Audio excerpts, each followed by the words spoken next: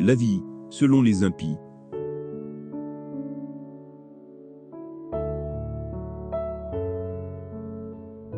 Les impies appellent la mort du geste et de la voix, la tenant pour amie.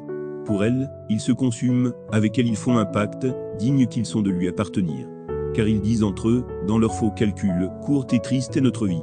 Il n'y a pas de remède lors de la fin de l'homme, et on ne connaît personne qui soit revenu de l'Hadès.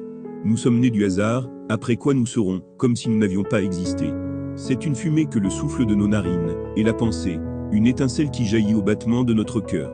Qu'elle s'éteigne, le corps s'en ira en cendres, et l'esprit se dispersera comme l'air inconsistant. Avec le temps, notre nom tombera dans l'oubli, nul ne se souviendra de nos œuvres.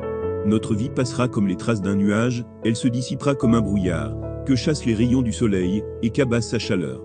Oui, nos jours sont le passage d'une ombre, notre fin est sans retour. Le sceau est apposé, et nul ne revient.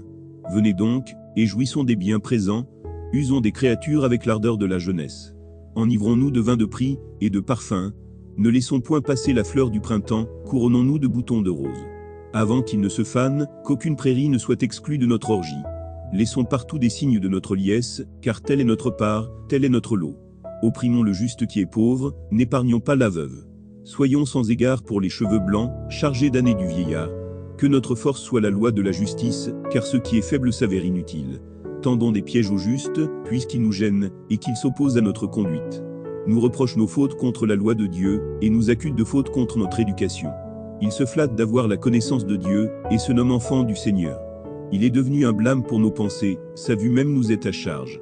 Car son genre de vie ne ressemble pas au nôtre, et ses sentiers sont tout différents des nôtres. Il nous tient pour chauves relatés, et s'écarte de nos chemins comme d'impureté. Il proclame heureux le sort final des justes, et il se vante d'avoir Dieu pour père. Voyons si ces dires sont vrais, expérimentons ce qu'il en sera de sa fin.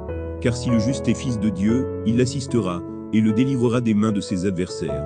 Éprouvons-le par l'outrage, et la torture afin de connaître sa douceur, et de mettre à l'épreuve sa résignation. Condamnons-le à une mort honteuse, puisque, d'après ses dires, il sera ressuscité. Ainsi raisonne-t-il, mais il s'égare. Car leur malice les aveugle. Ils ignorent les secrets de Dieu, ils n'espèrent pas de rémunération pour la sainteté. Ils ne croient pas à la récompense des âmes pures. Oui, Dieu a créé l'homme pour l'incorruptibilité, il en a fait une image de sa propre nature. C'est par l'envie du diable que la mort est entrée dans le monde. Ils en font l'expérience, ceux qui lui appartiennent.